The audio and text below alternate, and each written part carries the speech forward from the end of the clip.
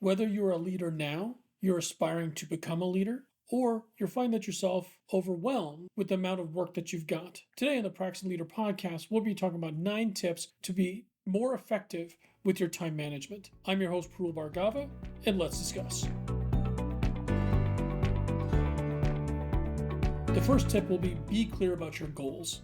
As we talked about in the career coaching podcast last time, trying to define what your long-term goals will help you identify what you need to be doing in order to be able to meet those goals. So if you're not clear about what it is that you want to do in the short term or the long term, to quote from Alice in Wonderland, if you don't know where you're going, any road will take you there. My next tip is ruthlessly prioritize your tasks. Be sure that you're taking the time and dedicating the time to the things that are your top priorities to help you meet your long-term and short-term goals.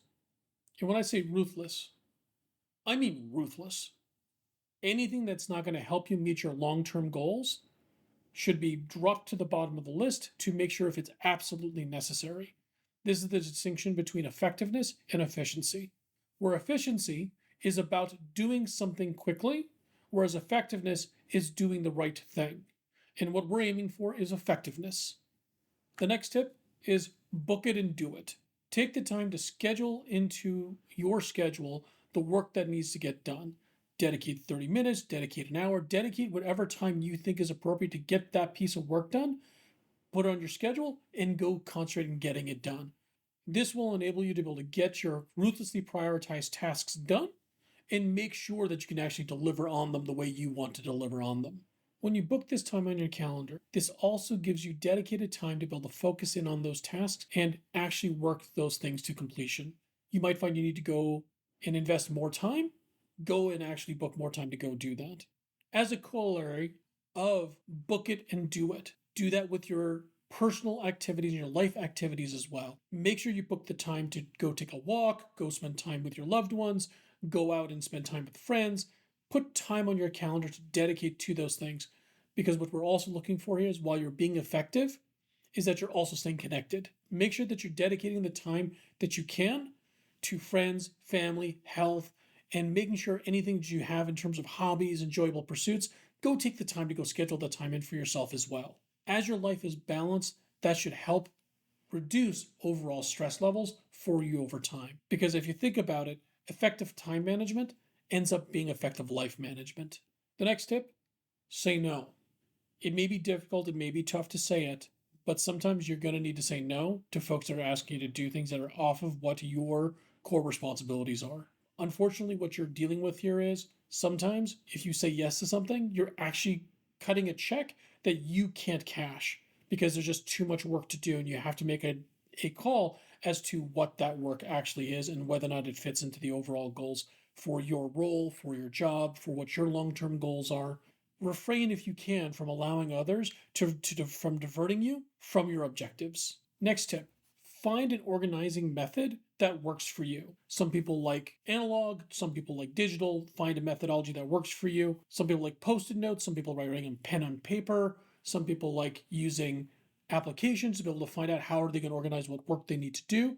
Take a few minutes, figure out what the best way is for you, because it's a personal decision, and figure out what are some options that you can take to organize the work that you've got, and then track it there consistently. Next one, be realistic. Look at how things are working. Look at how you're going through things day to day. Is it working for you?